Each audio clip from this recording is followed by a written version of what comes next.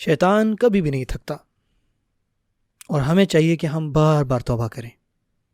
وہ کبھی نہیں تھکے گا. اور دوسری طرف ہم پرفیکٹ نہیں ہیں. اس سے ایک ہی چیز باقی رہتی ہے پیچھے، وہ یہی ہے کہ ہم بار بار توبہ کریں گے. یہی چیز ہمارے پاس میسر ہے. اور اب میں چاہتا ہوں کہ آپ کو اس کا حل بتاؤں کہ کس طرح ہم شیطان کے وسوسوں، شیطان کے حملوں سے بچ سکتے ہیں. کہ جو بھی شیطان ہم پر حملہ کر رہا ہے، جو بھی ہم پر وسواس ڈال رہا ہے، ہم کس طرح اس کا صحیح سے مقابلہ کر سکتے ہیں. قرآن مجید میں آتا ہے کہ ان الشیطان لکم عدو فاتخذوہ عدوا، کہ کوئی شک نہیں شیطان جو ہے وہ تمہارا دشمن ہے، تو اس کو تم بھی اپنا دشمن سمجھو. وہ تمہارا کھلا دشمن ہے. سب آپ کہیں گے کہ میرے پاس کیا ہتھیار ہیں، مجھے کیا چیزیں چاہیے ہوں گی اسے لڑنے کے لیے. اس میں سب سے پہلی چیز یہ ہے کہ ہم نے سب سے پہلے کہ ہمارا کیسا کنیکشن ہے اللہ تعالیٰ کے ساتھ. اللہ تعالیٰ سے دعا کریں، اللہ تعالیٰ سے ہمیشہ تعلق میں رہیں، اللہ تعالیٰ کا رحم مانگیں، مدد مانگیں، اللہ تعالیٰ کی نصر مانگیں. بار بار پڑھیں اعوذ باللہ من الشیطان الرجیم، ربی اعوذ بک من ہمزات الشیاطین. اللہ تعالیٰ سے ہر وقت تعلق میں رہیں. یہ دعا پڑھتے رہیں. ایک بہت ہی خوبصورت ذکر ہے جو کہ رسول اللہ صلی اللہ علیہ وسلم کیا کرتے تھے، جو کہ ہے اعوذ باللہ من الشیطان الرجیم من ہمزہ ونفخہ ونفثہ، کہ میں اللہ تعالیٰ کی پناہ مانگتا ہوں شیطان مردود سے، جو کہ ملعون ہے، جو کہ رجیم ہے، اس کے وسوسوں سے اور اس کے کبر سے، کیونکہ وہ ہمیشہ کسی نہ کسی چیز میں لگا ہوا ہے. اور نفخہ، اور جو دوسری چیز شیطان کرتا ہے نا، وہ یہ ہے کہ وہ اپنا کبر، اپنا غصہ بھی آپ میں ڈالتا ہے. وہ آپ کو چیزیں جو ہے ایسی کر کے دکھائے گا کہ آپ کو غصہ آئے گا. رسول اللہ صلی اللہ علیہ وسلم ایک روایت میں بتاتے ہیں کہ نفخ کا مطلب ہے کبر، جو حمز ہے وہ جنون الشیطان ہے. شیطان جو ہے نا وہ آپ کے اوپر obsessive ہے، یعنی وہ آپ کے ساتھ جڑا ہوا ہے، اس کو اور کوئی کام ہی نہیں ہے. جو نفخ ہے وہ شیطان کا کبر ہے، اور وہ خود بھی یہ بات چاہتا ہے کہ آپ بھی متکبر ہوں. جیسے ایک مغرور ہوتا ہے، ہر کسی پہ غصہ کرنے والا، ہر کسی کو تکلیف دینے والا.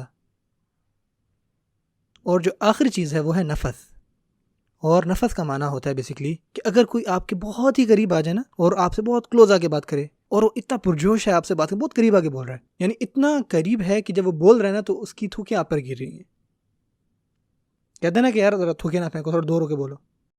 یہ ہے نفث. اور اس کا بیسیکلی معنی یہ ہے کہ وہ اتنا قریب آتا ہے اور اتنے قریب آ کے آپ پر وسوسے ڈالتا ہے، اور وہ کبھی ہار نہیں مانتا، کبھی نہیں تھکتا. ہمیں کیا کرنا چاہیے کہ ہمیں ہمیشہ اللہ تعالیٰ سے مدد مانگنی چاہیے. پہلا اسٹیپ یہ ہے کہ ہر وقت ایسا کریں. قرآن مجید میں جب اللہ تعالیٰ بتاتے ہیں کہ جب آپ مجھ سے رابطہ کریں، جب آپ میرا قرآن پڑھیں، تو کیسے شروع کرنا ہے آپ نے؟ وہ یہ ہے کہ فَإِذَا قَرَأْتَ الْقُرْآنَ، جب بھی آپ بیٹھیں قرآن مجید پڑھنے کے لیے، جو کہ آپ کی ڈیفینس سسٹم کا حصہ ہے، قرآن مجید دفاع کا، ہر شیطانی حملے کے لیے. اللہ تعالیٰ کہتے ہیں کہ جب آپ قرآن پڑھیں، یہاں پہ اللہ تعالیٰ یہ نہیں کہا فَإِذَا تَلَيْتَ الْقُرْآنَ، اللہ نے فرمایا فَإِذَا قَرَأْتَ الْقُرْآنَ، تلاوت نہیں بلکہ جب آپ پڑھ رہے ہوں، ترجمے کے ساتھ ساتھ پڑھ رہے ہیں، آپ سمجھنا چاہ رہے ہیں کہ آپ کیا پڑھ رہے ہیں. جب آپ کا روزانہ کے اعتبار سے قرآن مجید کے ساتھ تعلق ہوگا تو اتنا ہی زیادہ جو آپ کا دفاع ہے نا وہ مضبوط ہوتا جائے گا. جو آپ کی شیلڈ ہوگی، جو آپ کی ڈھال ہوگی نا، وہ بہت مضبوط ہوتی جائے گی. رسول اللہ صلی اللہ علیہ وسلم نے یہ بتایا کہ 4 دفعہ کہ 4 جگہیں ایسی ہیں کہ جب شیطان نے خود پر ہی لعنت کی، جب وہ خود ہی ملعون ہوا، اور ان میں سے آخری ہے جب سورہ فاتحہ نازل ہوئی. کو تکلیف ہوتی ہے شیطان کو، اس سے کبھی بھی وہ قرآن مجید کا سامنا نہیں کر سکتا. قرآن مجید میں آتا ہے والذین اذا فعلوا فاحشۃ او ظلموا انفسهم، قرآن مجید کی تیسری صورت ہے، آیت نمبر 135 ہے کہ وہ لوگ جب ان سے کوئی فحش چیز ہو جائے، کوئی بھی فحاشی والی چیز، یا انہوں نے اپنے نفس پر کوئی ظلم کیا ہے،